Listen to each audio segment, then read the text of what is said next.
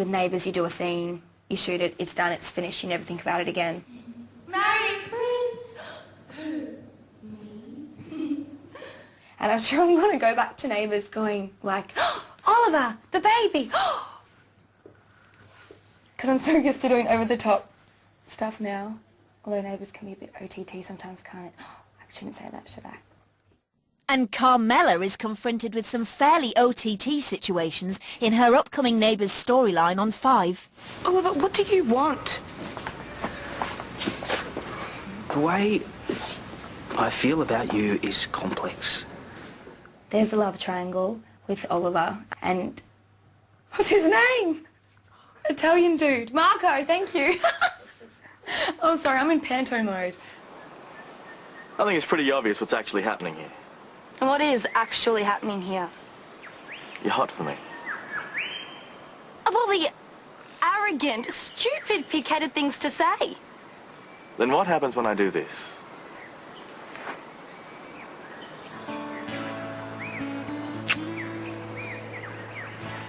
Nothing. Carmela has been in so many love triangles. Gotta love a triangle, because our Neighbours sure do.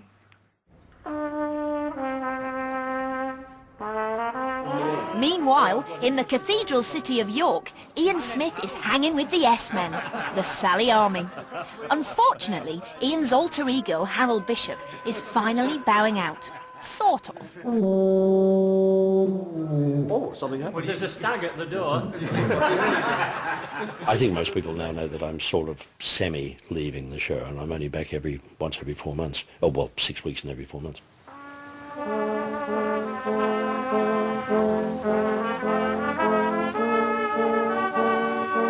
I remember my first scene.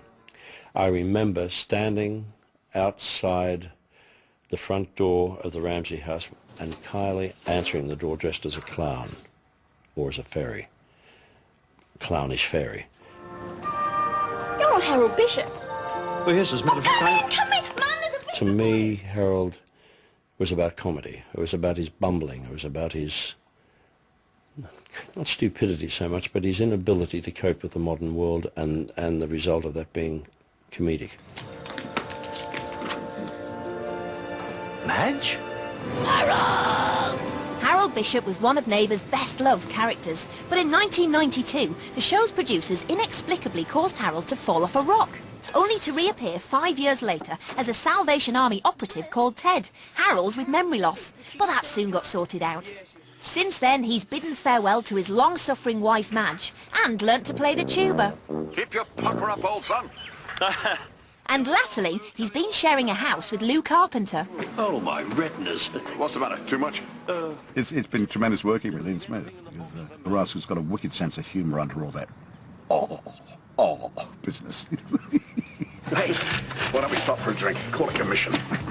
What part of unpaid volunteer didn't you understand? Oh, you stingy tambourine basher. From April, Ian's character Harold will be leaving Ramsey Street to become a grey nomad, touring Australia in a ute. That's Aussie slang for utility vehicle, a whacking great van. Harold wants to do what Ian Smith wants to do. He's going to become one of the famous grey nomads, and they are people who, when they retire, do the circuit, what's known as the circuit, going around Australia, and that's a lot of miles. He's 68 years old. He wants to stop to smell the roses before he's pushing them up. And so that's exactly what Harold is going to do.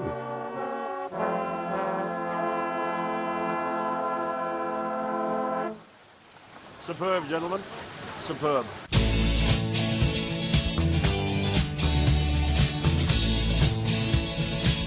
Alan Fletcher and his band Waiting Room are hard-nosing the highway en route to their 70th UK gig in 2 years. Another day on the road, short trip today, dip over to Doncaster. Because we're in Doncaster, it's quite famous. The first bit, instead of going, no, no, no, no, no, no, is Doncaster, Doncaster. And then you do the Donny, Donny, Donny.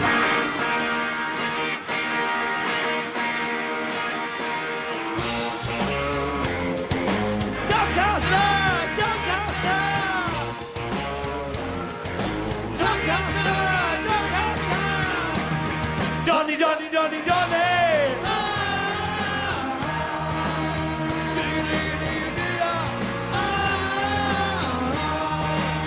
What you doing to me? Just a quick reminder, this man is 50. Donny, Donny, Donny, Donny!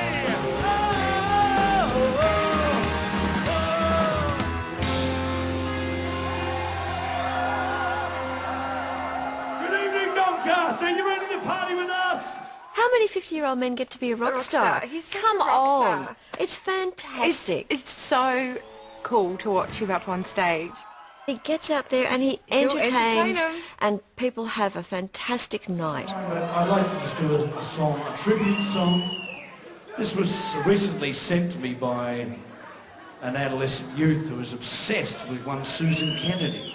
It's fair to say that I would probably spend at least as much time in 28 Ramsay Street as I do in my home. I think Susan is a very tolerant woman to have put up with me for 13 years. I got a crush on Susie K, the mother with the most in every way. They call her a Kinski, but I'll never agree. She'll always be a Kennedy to me. 'Cause I got a crush on Susie K. One day she'll be mine, I don't care what you say. The most beautiful girl on Australian TV.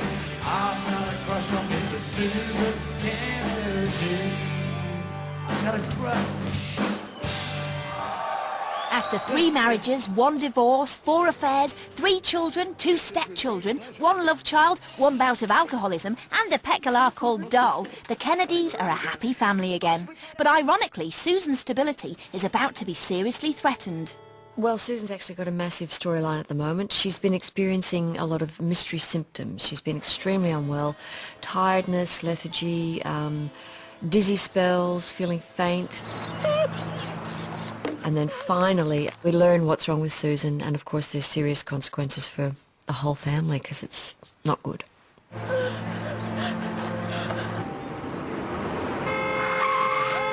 Now that's what I call a cliffy. That's Aussie slang for cliffhanger. After the break, Neighbours fans go down the pub and walkabout on the real Ramsay Street. And Dr. Carl's whirlwind tour winds down under. But walking in here tonight makes me realise how wonderful it is to be at home.